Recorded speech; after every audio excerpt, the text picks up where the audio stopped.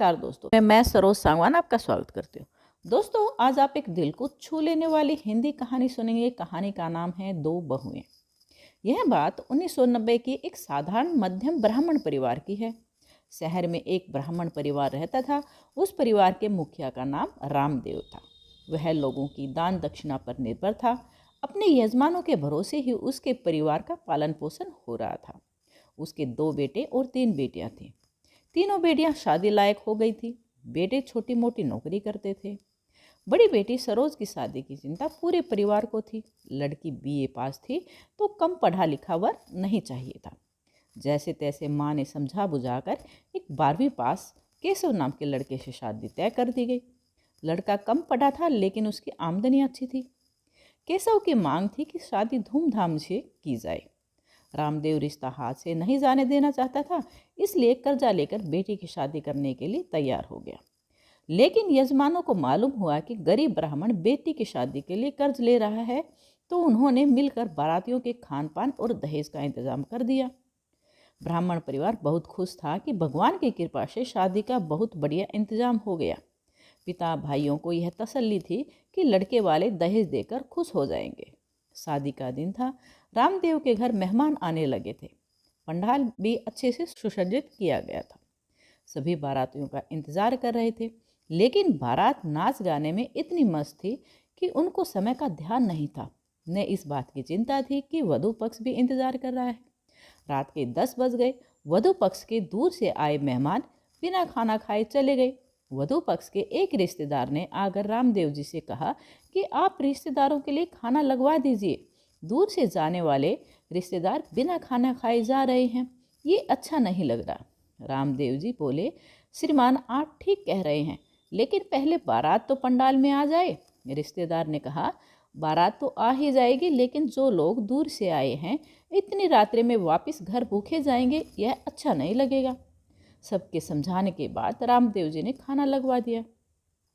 जैसे ही खाना लगा, लोग खाने पर ऐसे टूटे जैसे पता नहीं बरसों से खाना नहीं खाया था। सबको खाना खाकर घर पहुंचने की जल्दी थी। रात्रि के 12 बजे बारात पंडाल में पहुंची। पंडाल में इधर उधर झूठन पड़ी देख वर के पिता ने रामदेव जी को बुलाया और कहा, वर पक्ष के बिना आपने भोजन कर लिया, ये तो हमारा आपने घोर अपमान किया है।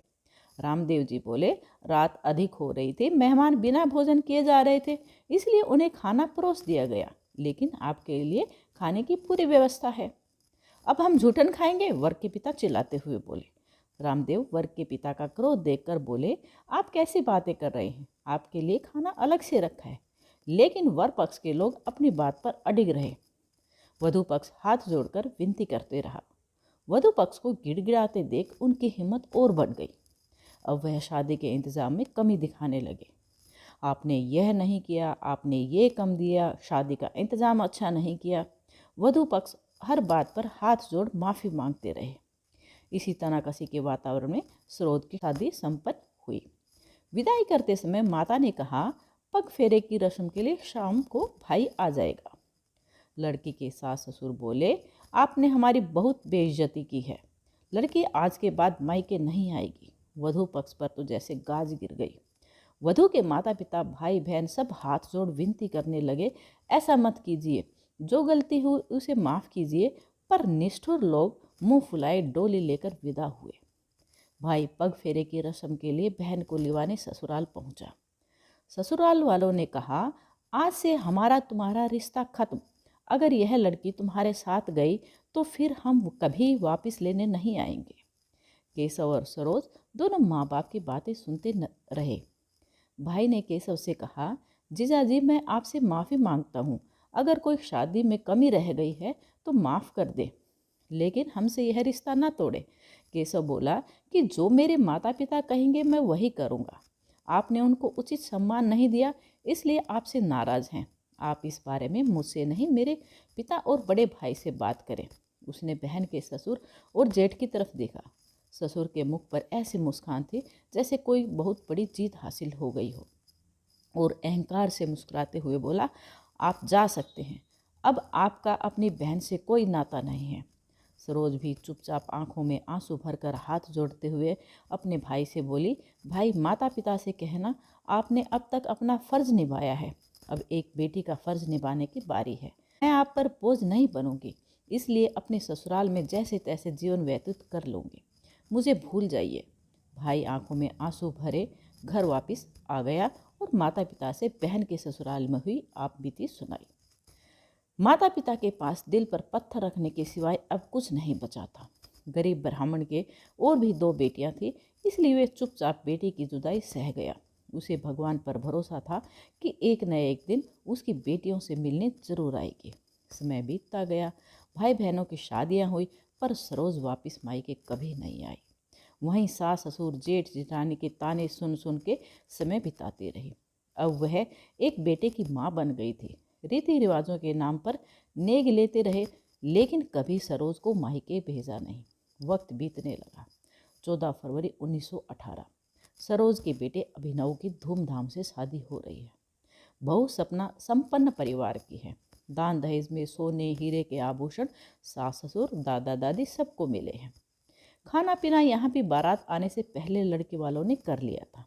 यह देख सरोज डर गई थी कि कहीं फिर से सास ससुर कोई हंगामा ना खड़ा कर दें, लेकिन यहाँ यह सब बात नहीं हुई थी, क्योंकि लड़की संपन्न परिवार की थी। सगाई से लेकर अब तक वर पक्ष को खूब उपहार मिल चुके थे और दहेज और नेक खूब लाने वाली थी। बहुत अच्छे से शादी संपन्न हुई। कुछ महीने हंसी खुशी से बीत गए, लेकिन धीरे धीरे ससुराल वालों का रूखा व्यवहार सपना के सामने आने लगा। दादा दादी जैसे अपनी बहू पर हुक्म चलाते थे, उस पर भी चलाने लगे। सपना आज की पढ़ी लिखी और अमीर और स्वतंत्र विचारों वाली नारी थी। कुछ समय तो वह चुपचाप रही, लेकिन रोज के ताने रोक टोक उसकी बर्दाश्त से बाहर हो गई। अब उसने गलत बातों का विरोध करना शुरू किया। परिवार को उसके यह विरोध सहन नहीं हो पा रहे थे, क्योंकि आज तक घर की किसी भी बहू ने दादा दादी की बात काटने की हिम्मत नहीं की थी, और यह नई बहू उनकी बातों का विरोध कर रही थी। धीरे धीरे परिवार में रोज झगड़े होने लगे। अभिनव भी अपने परिवार का साथ देने लगा। अगर वह सपना की बातों से सहमत होता तो सारा परिवार उसे जोरू का गुलाम कहता। अपने लिए यह वाक्य न सुनना पड़े, इसलिए वह परिवार के लिए सपना को डांटने लगा। सपना अपने पति से नाराज रहने लगी। अब दोनों में रोज झगड़ा होने लगा। सरोज भी दुखी थी। एक दिन सरोज ने अपनी बहू सपना से कहा, बेटे मैंने इस घर में बहुत सहा है। यहाँ की बहुएं अपने पति और ससुराल वालों के अनुसार ही चलती हैं। ये लोग तुम्हारी भावनाओं को नहीं समझेंगे। तुम्हें ही अपने तौर तरीकों को बदलना होगा। सपना ने अपनी सास से कहा कि मुझे इस तरह की बंदिशों में रहना भी नहीं है। आप अपनी मर्जी से इस घर में कुछ नहीं कर सकते। ये गुलामों वाली जिंदगी मैं नहीं जी सकती हूँ। केशव ने बात सुनी तो वह सपना पर चिल्लाते हुए बोला, मालूम है तुम्हारी सास जब से शादी करके इस घर में आई है, उसने हमारी इजाज़त के बिना कभी एक कदम भी घर के बाहर नहीं रखा है। वह एक बार भी अपने मायके नहीं गई है। तुम्हें तो हमने इतनी छूट दे रखी है कि तुम अपने मायके कभी भी आ जा सकती हो। तुम्हारी सास की इतनी हिम्मत नहीं हुई कि वह अपने सास ससुर के आगे जबान चला सके, और तुम कल की आई लड़की हमारी हर बात का विरोध करती हो। कैसी निर्लज बहू हमारे घर आ गई है, जिसको बड़ों के साथ बात करने की तमीज़ नहीं है। माँ बाप ने कुछ संस्कार नहीं दिए हैं। सपना बोली, बाबूजी आप किस तमीज़ की बात कर रही हैं? मैंने कभी भी अपने बड़ों का कोई अपमान नहीं किया। अगर आप कोई गलत बात करते हो तो मुझे सहन नहीं होती। मैं उसका विरोध करती हूँ, तो इसमें बुरा क्या है? अगर संस्कार आप जैसे हैं तो मैं असंस्कारी ही सही हूँ। मुझे लोगों को दुख देने में कोई मज़ा नहीं आता। मेरे लिए सब एक बराबर हैं। मैं गलत बात कभी सहन नहीं करूँगी। दादी अभिनव से बोली, देख कैसी बीवी लेकर आया है तू, जो बड़ों के साथ जबान चलाती है। एक तेरी माँ है जिसे पहले दिन मैंने मना कर दिया था कि मायके नहीं जाएगी, तो वह 27 साल तक अपने मायके नहीं गई। केशव बोला, पिछले साल जब इसके पिताजी गुजरे तब भी हमारी इजाज़त लेकर तब मायके गई थी। इसने 27 साल में एक बार भी अपने माँ बाप से मिलने की जिद नहीं की। मुझे अपनी पत्नी पर गर्व है। ससुर केशव को छाती ठोकते हुए बोलते देख सपना ठहाका मारते हुए हंसती है। गर्व करते हो आप अपनी पत्नी पर कि यह तुम्हारे लिए अपने माता पिता को 27 साल तक नहीं मिली? अपने आप पर नाज करते हो कि आपने लाश पर रोने के लिए भेज दिया? आपको अपने माता पिता और अपने को धिक्कारना चाहिए। आपने कितना बड़ा पाप किया है। उस पाप का बखान छाती ठोक कर रहे हैं आप अपने पर गर्व कर रहे हैं कि आपने अपनी पत्नी को माता पिता से अलग कर दिया, सिर्फ उनकी लाशों को देखने के लिए भेजा। धिक्कार है आपकी घटिया मानसिकता पर। आप जैसे लोग जो बहू को अपने चरणों की दासी बना कर रखते हैं, सोचते हैं कि हम 2 वक्त की रोटी देकर बहू पर एहसान कर रहे हैं। दादी चिल्लाते हुए बोले, चुप कर निर्लज, अभी तेरे माँ बाप को बुलाकर तेरी सारी करतूत बताता हूँ। पूछूंगा उनसे अपनी बेटी को क्या संस्कार देकर भेजा है। सपना भी चुप नहीं रही, वह भी ऊंची आवाज करके बोली, जो बहू तुम्हारे पाँव की जूती बनी रहे वह बहू संस्कारी है। जो बहू आपकी गलत बातों का विरोध करे उसमें तो कोई संस्कार ही नहीं है। कौन बताएगा यह संस्कारों की बात? क्या यह तुम जैसे लोग तय करेंगे जिन्हें औरत की इज्जत करना नहीं आता?